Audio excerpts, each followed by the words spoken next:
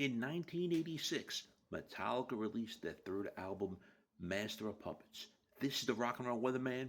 My name is Sean Morrison. It came out March 3rd of 1986 on Electro Records. It was recorded in Copenhagen, Denmark, at the Sweet Sound Studio with producer Flemming Rasmussen.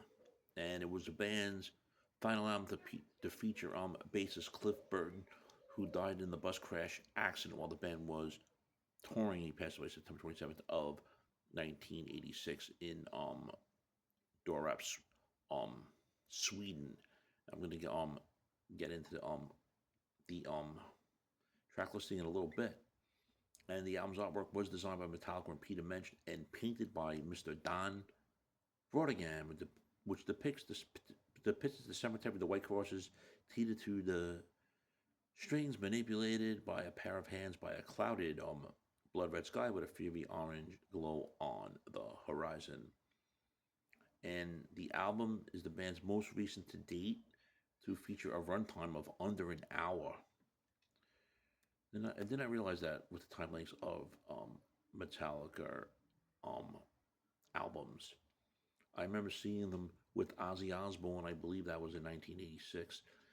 Yeah, it had to be. And then the European leg got canceled after the passing in September '86 of Cliff Burton. And then they had to go home and they returned home. Obviously, they got the new bassist and all. And the album did peak at number 29 on the Billboard Top 200 and widescreen, and it had widescreen, widespread acclaim from the critics and all. And we get to the track listing. I said momentarily. The genres that was put in were thrash metal and progressive metal,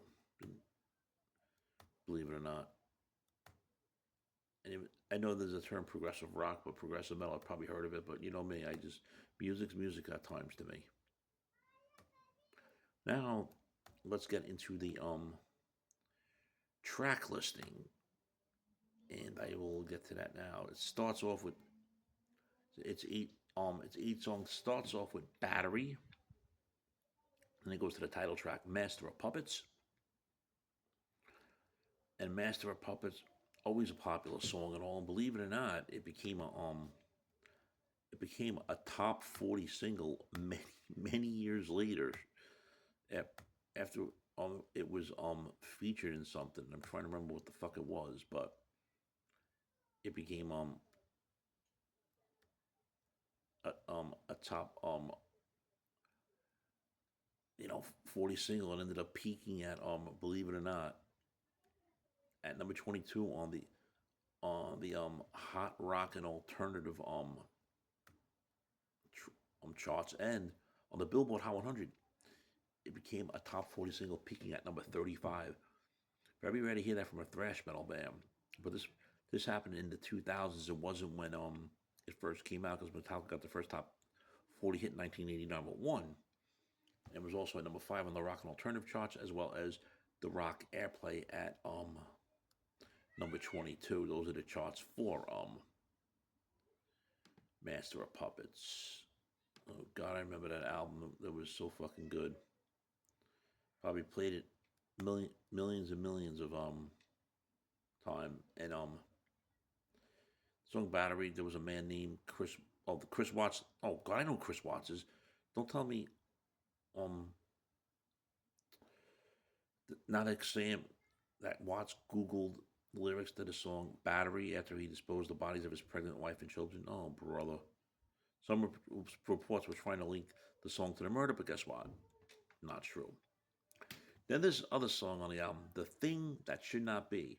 It's always cool to listen to that once in a while. It was one of those songs where it had its moments. Every so often I do give that a listen. And then Welcome Home Sanitarium, which is track number 4. Great song. I haven't seen Metallica live in many years, but I remember seeing them play this song live. It's been a long time since I've seen Metallica live, to be honest. Disposable Heroes, a another song which was pretty good to hear every so often. And then Leper Messiah, another you know, you can call it a deep track on the album. It's just pretty good. No complaints there. Then we had Orion, the instrumental, 8 minutes 28 seconds long, and then we had Damage Incorporated, which ended the album, and it was always cool to blast that when I was much younger, if you know what I mean.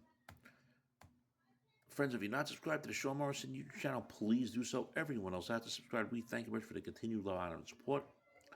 It's greatly appreciated. And there's bonus tracks on the digital reissue featuring live versions of Battery as well as The Thing That Should Not Be. And for those that are asking who played on the album, James Hetfield, the vocals and rhythm guitarist.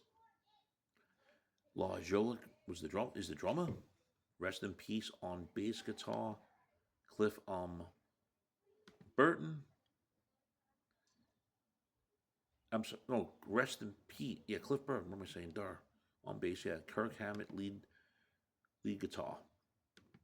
And how the fuck I confused all this, but those are the members that were on Metallica's Master of Puppets. It originally peaked at number what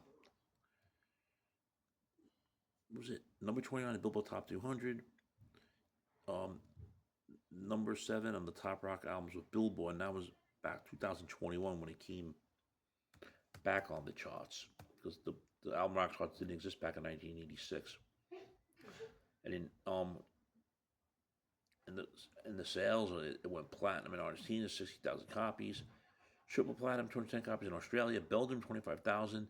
600,000 for 6 times platinum in Canada. Finland, 81,051 copies for platinum. 500,000 copies platinum in Germany. Italy went gold with 25,000. New Zealand, 15,000 copies went gold. 20,000 platinum in Poland. United Kingdom, 300,000. And the United States is 7 times platinum. 7,980,000 copies. Friends, don't forget to subscribe to the Sean Morrison YouTube channel if you haven't yet. If you have, thank you very much thank you once again for the continued support and all. So, friends, what are your favorite songs off the Metallica album, Master of Puppets? Leave your comments here. Thank you. Shame, shame, shame